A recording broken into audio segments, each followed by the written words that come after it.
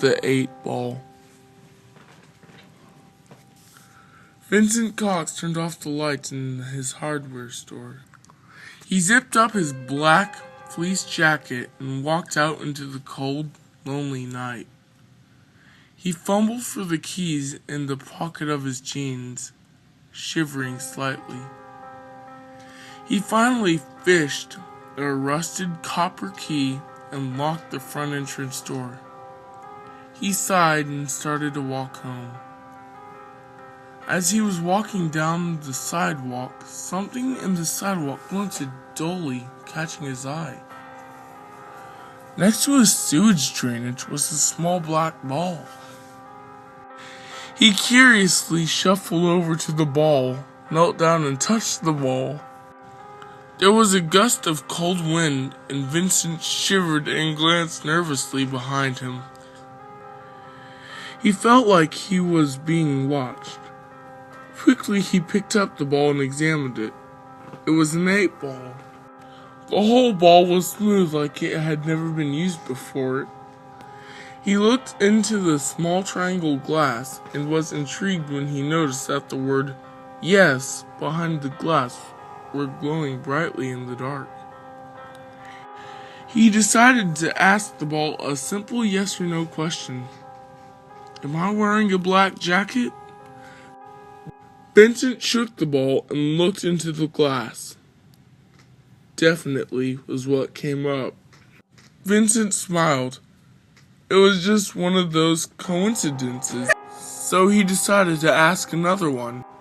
"Am I in a relationship with anyone?" Vincent knew he wasn't in a relationship with anyone.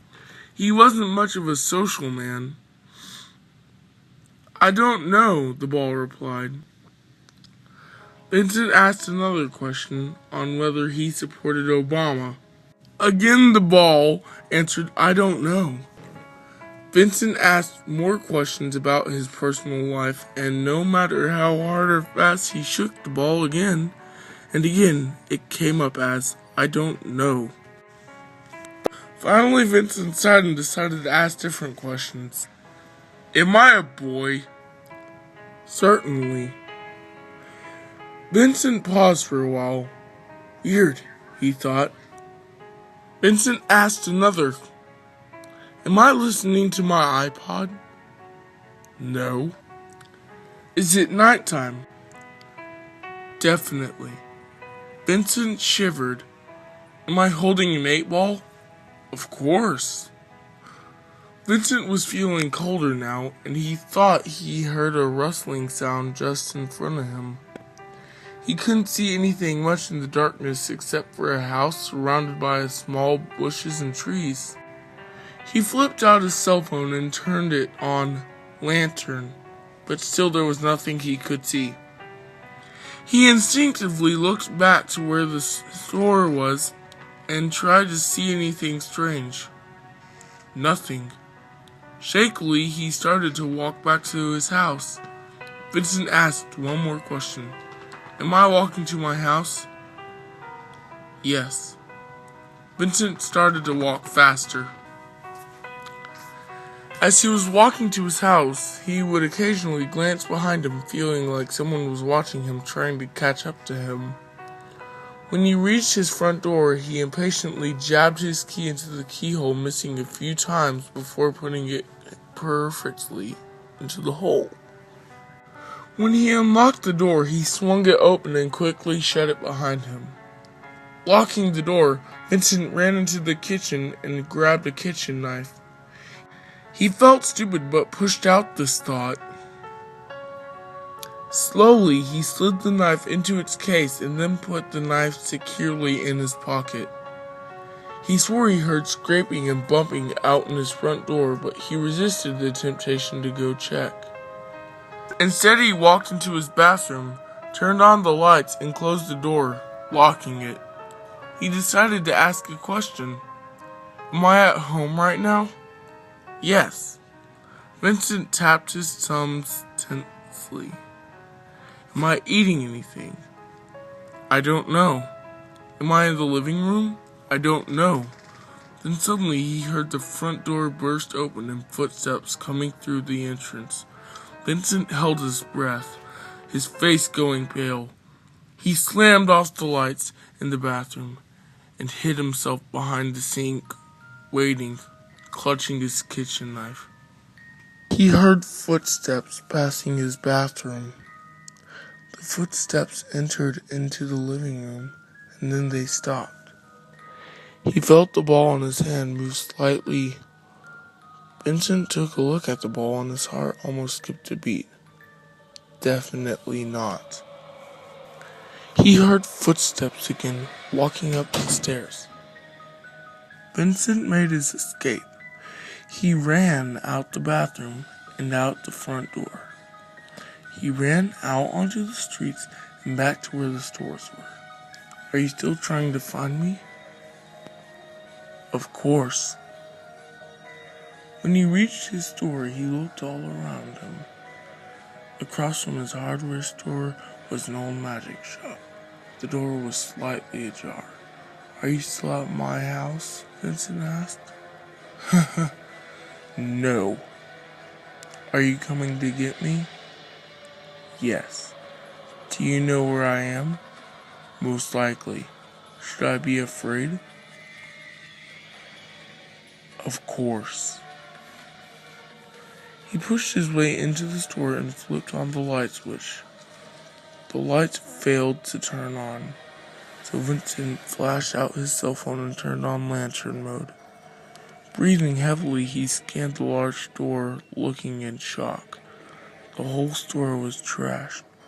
Vincent then jumped back in horror as he saw the dead body of the manager. He walked over to the body and saw a piece of paper in one hand and a transparent blade of a knife in the other.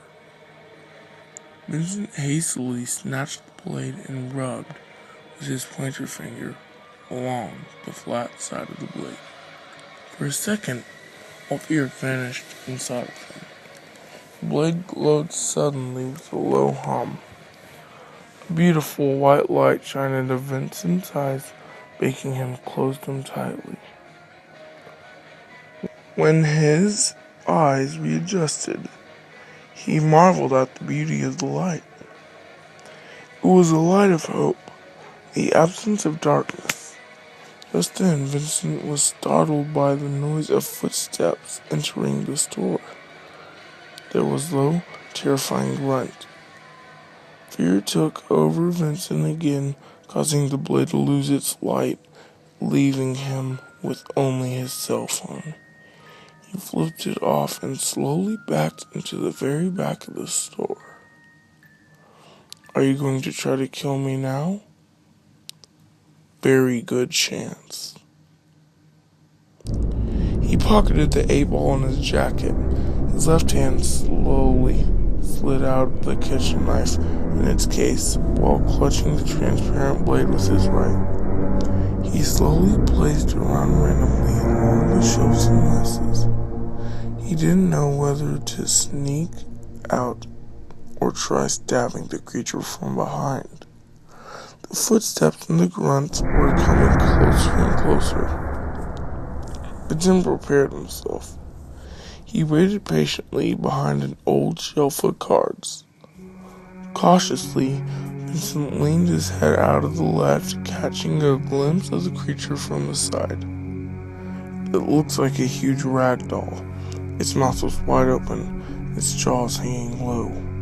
That's all that Vincent could make out in the dark.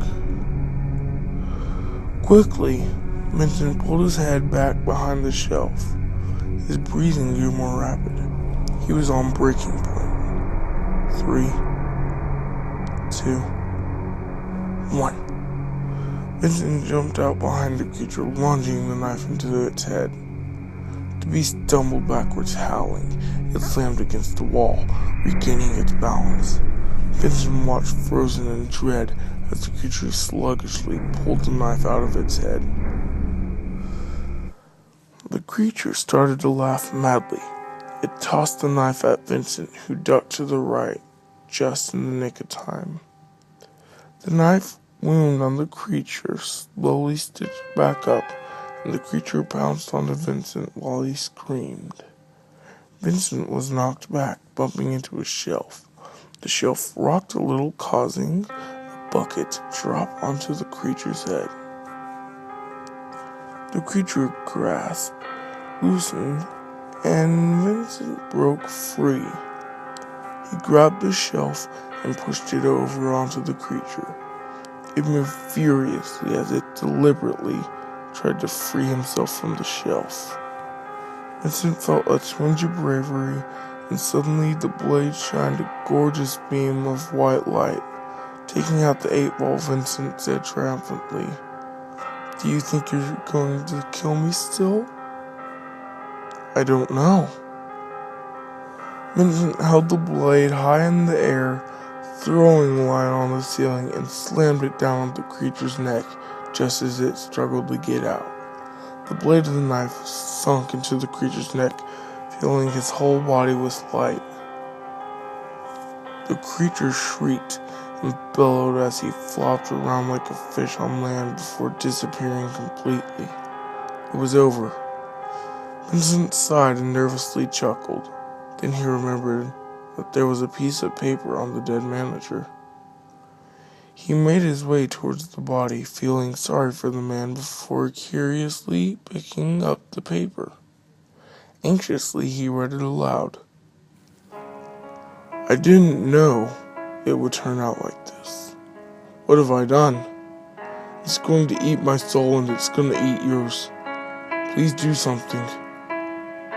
Vincent's head was filled with questions, but he decided that bliss was ignorance. He slowly put the paper in his pocket.